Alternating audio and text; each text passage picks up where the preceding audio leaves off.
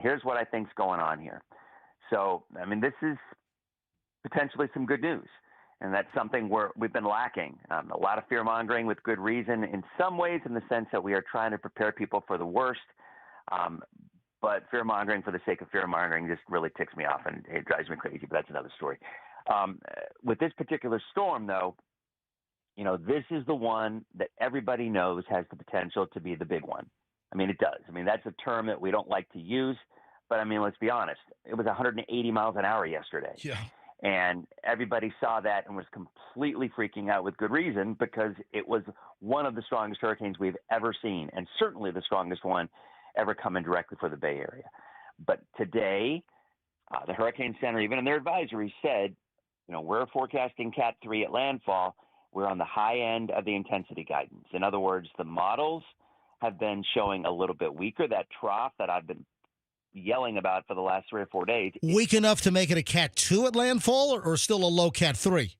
Possible. I do think, and we said this to you guys yesterday, I do think overall, if you look at the big wind field, right now it is still only 30 miles wide. The entire hurricane wind field is only 30. Now it's going to get closer to 50 by landfall. It's going to get bigger.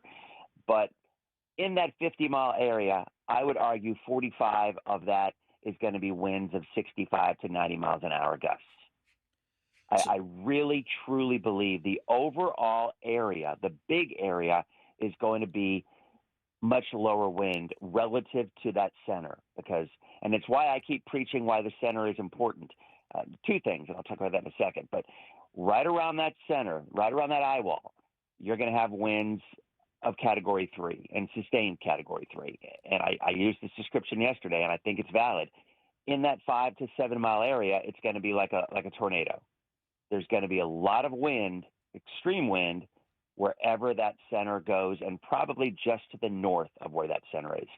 So a 10 or 15 mile wobble one way or another is a really massive thing, because it's going to take that wind from one place and put it in another when we have a really populated area. And I think we all know there's not a person on Earth, there's not a model on Earth that can predict those wobbles. It's impossible. We cannot do it. Where are we? Yep. Go ahead. I was going to say, but as Floridians, most of us know that and we've seen it. I've been here close to 4 decades now, living in Florida. And we know that when storms are coming in from the southwest, they have a tendency to wobble to the right as they come in. They just do. And you think about all the storms: Ian, Irma, Charlie, Helene. Helene was a perfect forecast. Wilma? Perfect as we'll ever get. Wilma. Yep. And think about Helene, how perfect that forecast was from the track. And yet, in the last 6 hours, what did it do? It went a little bit to the right. Originally, that forecast was right toward downtown Tallahassee. I mean, the governor, everybody was saying, look, this is the storm. My son evacuated Tallahassee because we thought, that track was solid. And it was. But in the last 6 hours, it moved 30 miles to the right. All right, Dennis, let's talk right now as far as track confidence. And again, you're talking about the wobble. As we sit here at 8:38 in the morning here on Tuesday, the day before, where are we on your best guess as far as track guidance, and when will our handle on really where it is going to go? That wobble is going to happen in the last 6 hours. It's not forecastable. It won't be on the models. It won't. No matter how high resolution the models are, they're never going to show it. It's what we call nowcasting in the last 6 hours. We're just going to watch it as it goes. This is one of those things that you've heard us say it a million times, and we have to. This is the message. Nobody can let their guard down, because this is such a strong storm. This will be the strongest storm impacting the Bay Area that we've had potentially in 100 years, unless that shear really goes to town and weakens it a little bit more, which we're all hoping it will. But at this point, the track, the Hurricane Center is dying on the mountain in a sense. They have gone northwestern Manatee toward the mouth of the bay, and they've been there now for about 30 hours. The models, a lot of the models have trended a little more south.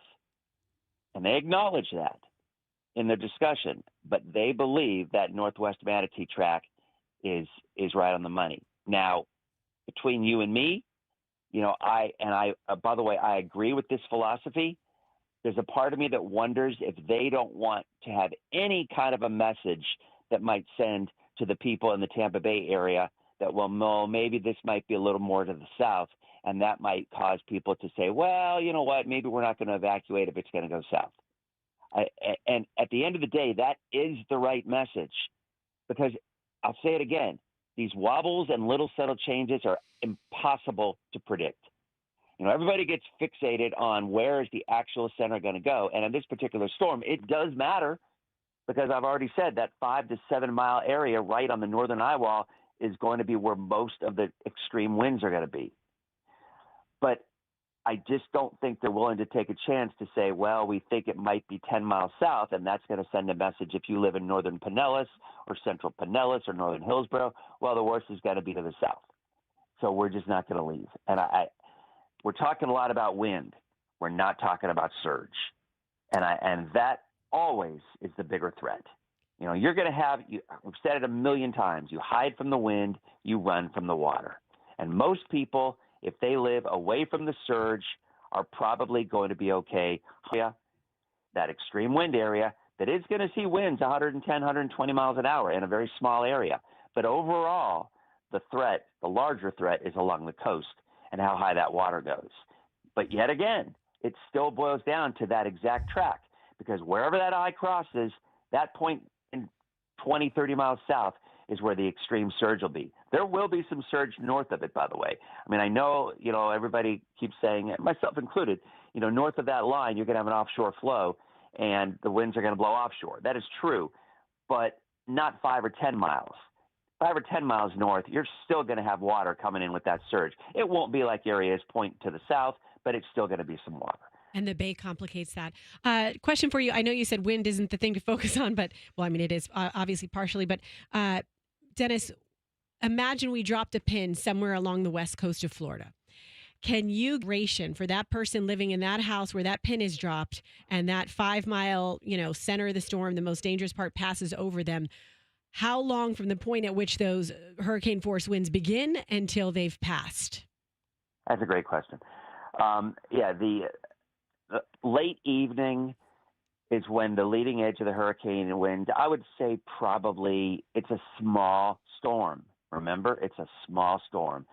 So I would say tropical storm force winds, 40 mile greater, are going to extend for about 8 to 10 hours. But hurricane winds, these hurricane extreme winds that we're talking about, probably no more than 3 to 4 hours. I mean, think about it. I mean, the basic math on this one. Now gusts will be higher, like Helene. I mean, we talked about this over and over again.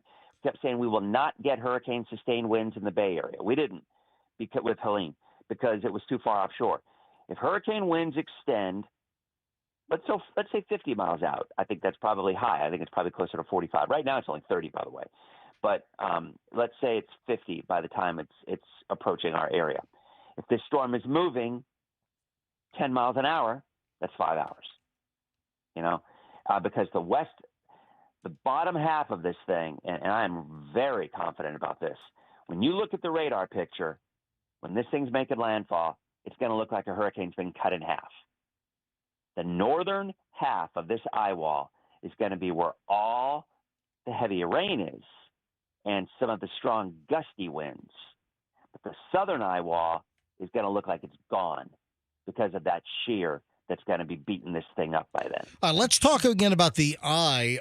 With the southern half beaten up and the eye wall more descript on the northern side, are we still going to have that period where you get the front end of the storm, then the calm in the eye, and then the back end? And, that's where, yes. In ancient times, people didn't know about the back end of the storm after the eye cleared. What should people know about the eye and what you